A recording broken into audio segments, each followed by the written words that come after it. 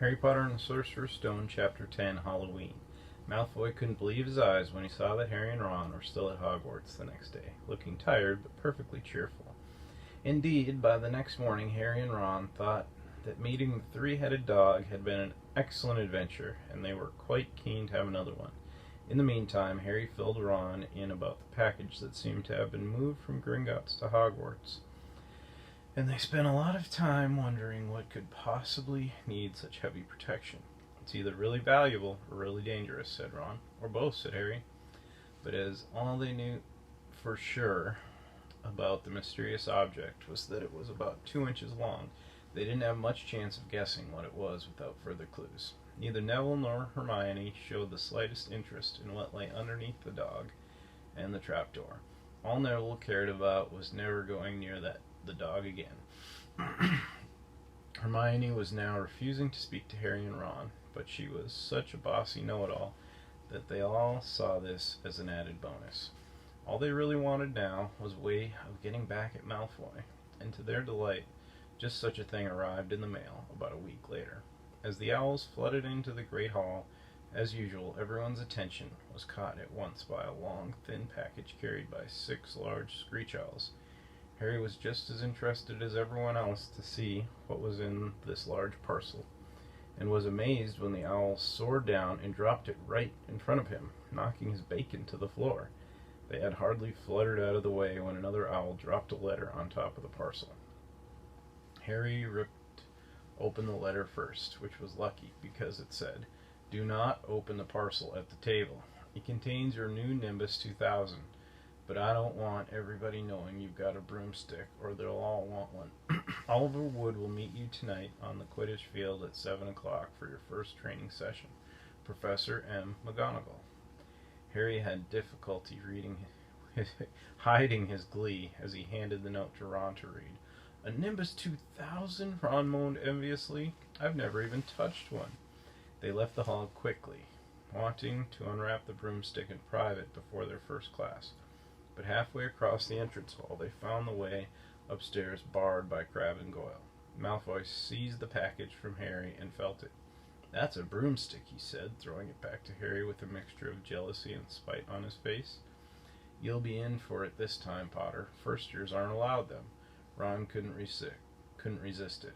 "It's not any old broomstick," he said. "It's a Nimbus 2000. What did you say you've got at home, Malfoy? A Comet 260? Ron grinned at Harry. "Comets look flashy, but they're not in the same league as the Nimbus." "What would you know about it, Weasley? You couldn't afford half the handle," Malfoy snapped back. "I suppose you and your brothers have to save up twig by twig." Before Ron could answer, Professor Flitwick appeared at Malfoy's elbow. "Not arguing, I hope, boys," he squeaked. Potter's been sent a broomstick, Professor," said Malfoy quickly. Yes, that's right," said Professor Flitwick, beaming at Harry. "Professor McGonagall told me all about the special circumstances, Potter. And what model is it?" "A Nimbus 2000, sir," said Harry, fighting not to laugh at the look of horror on Malfoy's face. "And it's really thanks to Malfoy here that I've got it," he added. Harry and Ron headed upstairs, smothering their laughter at Malfoy's obvious rage and confusion.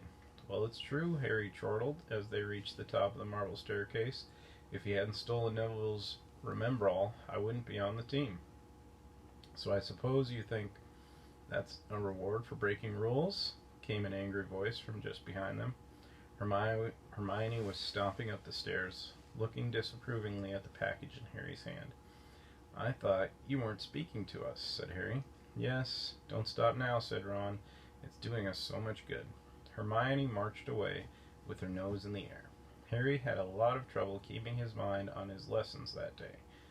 It kept wandering up to the dormitory where his new broomstick was lying under his bed, or straying off to the Quidditch field where he'd be learning to play that night. He bolted his dinner that evening without even noticing what he was eating, and then rushed upstairs with Ron to unwrap the Nimbus 2000 at last. "Wow," Ron sighed as the broomstick rolled onto Harry's bedspread. Even Harry, who knew nothing about the different brooms, thought it looked wonderful, sleek and shiny, with a mahogany handle. It had a long tail of neat, straight twigs and Nimbus 2000 written in gold near the top. As 7 o'clock drew nearer, Harry left the castle and set off in the dusk towards the Quidditch field. He'd never been inside the stadium before. Hundreds of seats were raised in stands around the field, so that the spectators were high enough to see what was going on. At either end of the field were 3 golden poles, with hoops on the end. They reminded Harry of the little plastic sticks Muggle children blew bubbles through, except that they were 50 feet high. Too eager to fly again to wait for Wood, Harry mounted his broomstick and kicked off the ground. What a feeling! He swooped in and out of the goal posts and then sped up and down the field. The Nimbus 2000 turned wherever he wanted at his lightest touch. Hey, Potter, come down. Oliver Wood had arrived. He was carrying a large wooden crate under his arm. Harry landed next to him. Very nice, said Wood, his eyes glinting. I see what McGonagall meant. You really are a natural. I'm just going to teach you the rules this evening. Then you'll be joining team practice 3 times a week. He opened the crate. Inside were 4 different sized balls. Right, said Wood. Now Quidditch is easy enough to understand, even if it's not too easy to play. There are 7 players on each side. 3 of them are called chasers. 3 chasers, Harry repeated, as Wood took out a bright red ball, about the size of a soccer ball. This ball's called the quaffle, said Wood. The chasers throw the quaffle to each other and try to get it through one of the hoops to score a goal. 10 points every time the quaffle goes through one of the hoops. Follow me? The chasers throw the quaffle and put it through the hoops to score, Harry recited. So that's sort of like basketball on broomsticks with 6 hoops, isn't it? What's basketball? Said Wood curiously. Never mind, Harry said quickly. Now there is another player on each side who's called the keeper. I'm keeper for Gryffindor. I have to fly around our hoops to stop the other team from scoring. 3 chasers, 1 keeper, said Harry. Harry, who was determined to remember it all. And they play with the quaffle. Okay, got it. So what are they for? He pointed at the 3 balls left inside the box. I'll show you, said Wood. Take this. He handed Harry a small club, a bit like a short baseball bat. I'm going to show you what the bludgers do, Wood said. These 2 are the bludgers. He showed Harry 2 identical balls, jet black and slightly smaller than the red quaffle. Harry noticed that they seemed to be straining to escape the straps holding them inside the box. Stand back, Wood warned Harry. He bent down and freed one of the bludgers. At once the black ball rose high in the air and then pelted straight at Harry's face. Harry swung at it with the bat to stop it from breaking his nose and sent it zigzagging away in the air. It zoomed around their heads and then shot at Wood, who dove on top of it and managed to pin it to the ground. See? Wood panted, forcing the struggling bludger back into the crate and strapping it down safely. The bludgers rocked it around, trying to knock players off their brooms. That's why you have 2 beaters on each team. The Weasley twins are ours. It's their job to protect their side from the bludgers and try to knock them toward the other team. So, think you've got all that? 3 chasers trying to score with the quaffle. The keeper guards the goal posts. The beaters keep the bludgers away from their team, Harry reeled off. Very good, said Wood. Have the bludgers ever killed anyone? Harry asked, hoping he sounded offhand. Never at Hogwarts. We've had a couple of broken jaws, but nothing worse than that. Now, the last member of the team is the Seeker. That's you. And you don't have to worry about the quaffle or the bludgers, unless they crack my head open. Don't worry, the Weasleys are more than a match for the bludgers. I mean, they're like a pair of human bludgers themselves. Wood reached into the crate and took out the 4th and last ball. Compared with the quaffle and the bludgers, it was tiny, about the size of a large walnut. It was bright gold and had little fluttering silver wings. This, said Wood, is the golden snitch, and it's the most important ball of the lot. It's very hard to catch because it's so fast and difficult to see. It's the Seeker's job to catch it.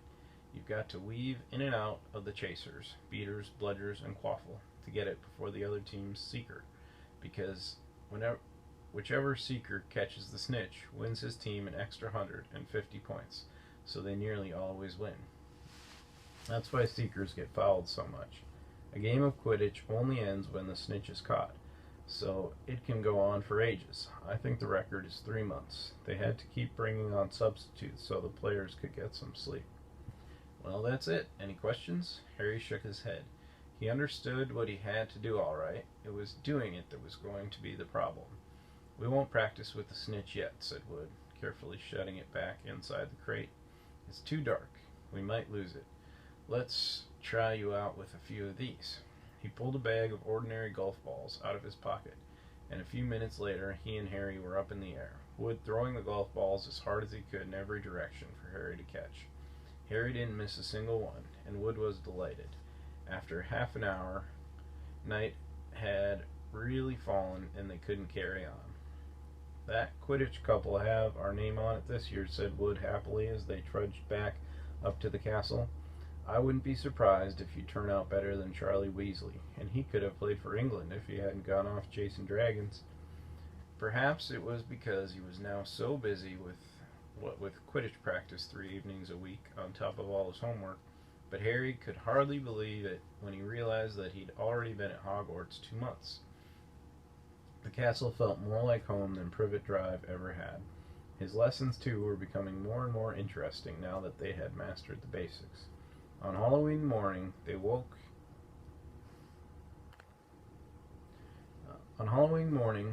to the delicious smell of baking pumpkin wafting through the corridors. Even better, Professor Flitwick announced in charms that he thought they were ready to start making objects fly, something they had all been dying to try since they'd seen him make Neville's toad zoom around the classroom. Professor Flitwick put the class into pairs to practice. Harry's partner was Seamus Finnegan, which was a relief because Neville had been trying to catch his eye. Ron, however, was to be working with Hermione Granger. It was hard to tell whether Ron or Hermione was angrier about this. She hadn't spoken to either of them since the day Harry's broomstick had arrived. Now, don't forget that nice wrist movement we've been practicing, squeaked Professor Flitwick, perched on top of his pile of books as usual. Swish and flick. Remember, swish and flick. And saying the magic words properly is very important too. Never forget Wizard Barufio, who said S instead of F and found himself on the floor with a buffalo on his chest.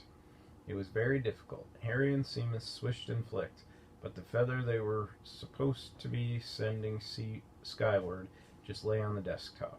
Seamus got so impatient that he prodded it with his wand and set fire to it. Harry had to put it out with his hat. Ron at the next table wasn't having much more luck. Wingardium Leviosa, he shouted, waving his long arms like a windmill. You're saying it wrong, Harry heard Hermione snap. It's Wingardium Leviosa, making the gar nice and long. You do it then, if you're so clever, Ron snarled. Hermione rolled up the sleeves of her gown, flicked her wand, and said, Wingardium Leviosa. Their feather rose off the desk and hovered about 4 feet above their heads. Oh, well done, cried Professor Flitwick, clapping. Everyone see Miss Granger's done it? Ron was in a very bad mood by the end of class. It's no wonder no one can stand her, he said to Harry as they pushed their way into the crowded corridor. She's a nightmare, honestly. Someone knocked into Harry as they hurried past him. It was Hermione. Harry caught a glimpse of her face and was startled to see that she was in tears. I think she heard you. So? Said Ron, but he looked a bit uncomfortable. She must have noticed she's got no friends. Hermione didn't turn up for the next class and wasn't seen all afternoon. On their way down to the Great Hall for the Halloween feast, Harry and Ron overheard Parvati Patel telling her friend Lavender that Hermione was crying in the girls' bathroom and wanted to be left alone. Ron looked still more awkward at this, but a moment later they had entered the Great Hall where the Halloween decorations put Hermione out of their minds. 1,000 live bats fluttered from the walls and ceilings, while 1,000 more swooped over the tables in low black clouds, making the candles and the pumpkins stutter. The feast appeared suddenly on the golden plates as it had at the start of term banquet. Harry was just helping himself to a baked potato when Professor Quirrell came sprinting into the hall, his turban askew and terror on his face. Everyone stared as he reached Professor Dumbledore's chair, slumped against the table, and gasped, "Troll! In the dungeon! Thought you ought to know." He then sank to the floor in a dead faint. There was an uproar. It took several purple firecrackers exploding from the end of Professor Dumbledore's wand to bring silence. "Prefects," he rumbled, "lead your houses back to the dormitories immediately." Percy was in his element. "Follow me. Stick together, first years. No need to fear the troll if you follow my orders. Stay close behind me. Now, make way. First year's coming through. Excuse me. I'm a prefect." "How could a troll get in?" Harry asked as they climbed the stairs. "Don't ask me. They're supposed to be really stupid," said Ron. "Maybe Peeves let it in for a Halloween joke." They passed different groups of people hurrying in different directions. As they jostled their way through a crowd of confused Hufflepuffs, Harry suddenly grabbed Ron's arm. "I've just thought. Hermione. What about her? She doesn't know about the troll." Ron bit his lip. "Oh, all right," he snapped. "But Percy'd better not see us." Ducking down, they joined the Hufflepuffs going the other way, slipped down a deserted side corridor, and hurried off toward the girls' bathroom. They had just turned the corner when they heard quick footsteps behind them. "Percy!" hissed Ron. Ron, pulling Harry behind a large stone griffin. Peering around it, however, they saw not Percy, but Snape. He crossed the corridor and disappeared from view. "What's he doing?" Harry whispered.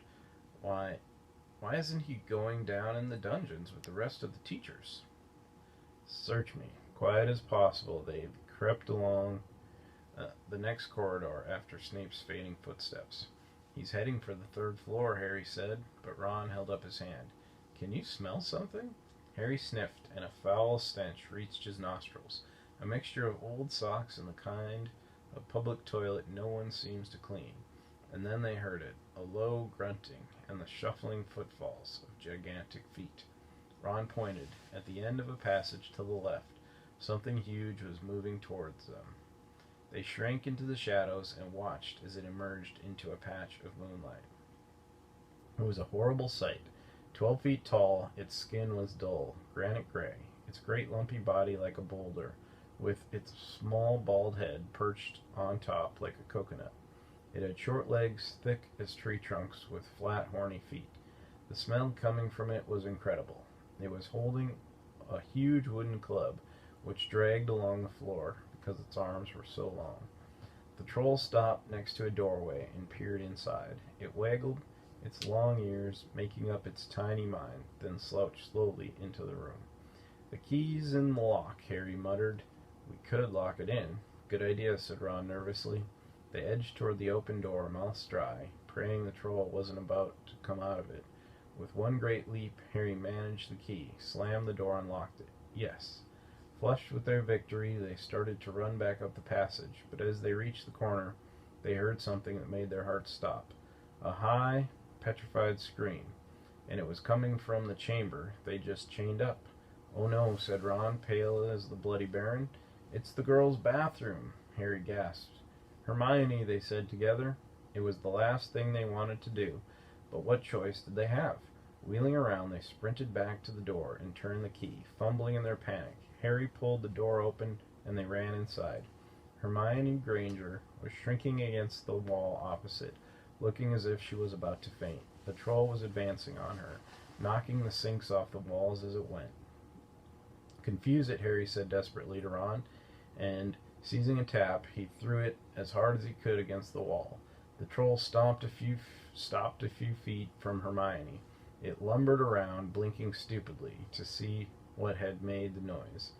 Its mean little eyes saw Harry. It hesitated, then made for him instead, lifting its club as it went. "Oi, pea-brain!" yelled Ron from the other side of the chamber, and he threw a metal pipe at it. The troll didn't even seem to notice the pipe hitting its shoulder, but it heard the yell and paused again, turning its ugly snout toward Ron, giving Harry time to run around it. The "Come on, run, run!" Harry yelled at Hermione, trying to pull her toward the door. But she couldn't move. She was still flat against the wall, her mouth open with terror. The shouting and the echoes seemed to be driving the troll berserk. It roared again and started toward Ron, who was nearest and had no way to escape. Harry then did something that was both very brave and very stupid. He took a running jump and managed to fasten his arms around the troll's neck from behind. The troll couldn't feel Harry hanging there, but even a troll will notice if you stick a long bit of wood up his nose, and Harry's wand had still been in his hand when he jumped. It had gone straight up one of the troll's nostrils. Howling with pain, the troll twisted and flailed its club, with Harry clinging on for dear life. Any second the troll was going to rip him off or catch him a terrible blow with the club. Hermione had sunk to the floor in fright. Ron pulled out his own wand, not knowing what he was going to do, when he heard himself cry the first spell that came into his head. Wingardium Leviosa. The club flew suddenly out of the troll's hand, rose high, high up into the air, and turned slowly over, and dropped with a sickening crack onto its owner's head. The troll swayed on the spot, and then fell flat on its face with a thud that made the whole room tremble. Harry got to his feet. He was shaking and out of breath. Ron was standing there with his wand still raised, staring at what he had done. It was Hermione who spoke first. "Is it dead?" "I don't think so," said Harry. "I think it's just been knocked out." He bent down and pulled his wand out of the troll's nose. It was covered in what looked like lumpy gray glue. Troll boogers. He wiped it on the troll's trousers. A sudden slamming and loud footsteps made the three of them look up. They hadn't realized what a racket they had been making, but of course someone downstairs must have heard the crash and the troll's roars. A moment later, Professor McGonagall had come bursting into the room, followed closely by Snape, with Quirrell bringing up the rear. Quirrell took one look at the troll, let out a faint whimper, and sat down on a toilet, clutching his heart. Snape bent over the troll. Professor McGonagall was looking at Ron and Harry. Harry had never seen her look so angry. Her lips were white. Hopes of winning 50 points for Gryffindor faded quickly from Harry's mind. "What on earth were you thinking of?" said Professor McGonagall, with cold fury in her voice. Harry looked at Ron, who was still standing with his wand in the air. "You're lucky you weren't killed. Why aren't you in your dormitory?" Snape gave Harry a swift, piercing look. Harry looked at the floor. He wished Ron would put his wand down. Then a small voice came out of the shadows. "Please, Professor McGonagall, they were looking for me." "Miss Granger?" Hermione had managed to get to her feet at last. "I went looking for the troll because I thought I could deal with it on my own. You know, because I've read all about them." Ron dropped his wand. Hermione Granger telling a downright lie to a teacher? "If they hadn't found me, I'd be dead now." Harry stuck his wand up its nose, and Ron knocked it out with his own club. "They didn't have time to come and fetch anyone. It was about to finish me off when they arrived." Harry and Ron tried to look as though this story wasn't new to them. "Well, in that case," said Professor McGonagall, staring at the three of them, "Miss Granger, you foolish girl. How could you think of tackling a mountain troll on your own?" Hermione hung her head. Harry was speechless. Hermione was the last person to do anything against the rules. And here she was, pretending she had, to get them out of trouble. It was as if Snape had started handing out sweets. "Miss Granger, 5 points will be taken from Gryffindor for this," said Professor McGonagall. "I'm very disappointed in you. If you're not hurt at all, you'd better get off to Gryffindor Tower. Students are finishing the feast in their houses." Hermione left. Professor McGonagall turned to Harry and Ron. "Well, I still say you were lucky, but not many first years could have taken on a full-grown mountain troll. You each win Gryffindor 5 points. Professor Dumbledore will be informed of this. You may go." They hurried out of the chamber and didn't speak at all until they had climbed 2 floors up. It was a relief to be away from the smell of the troll, quite apart from anything else. "We should have gotten more than 10 points, Ron grumbled. 5, you mean, when she's taken off Hermione's." "Good of her to get us out of trouble like that," Ron admitted. "Mind you, we did save her." She might have needed she might not have needed saving if we hadn't locked the thing in with her, Harry reminded him. They had reached the portrait of the fat lady. Pig snout, they said, and entered. The common room was packed and noisy. Everyone was eating the food that had been sent up. Hermione,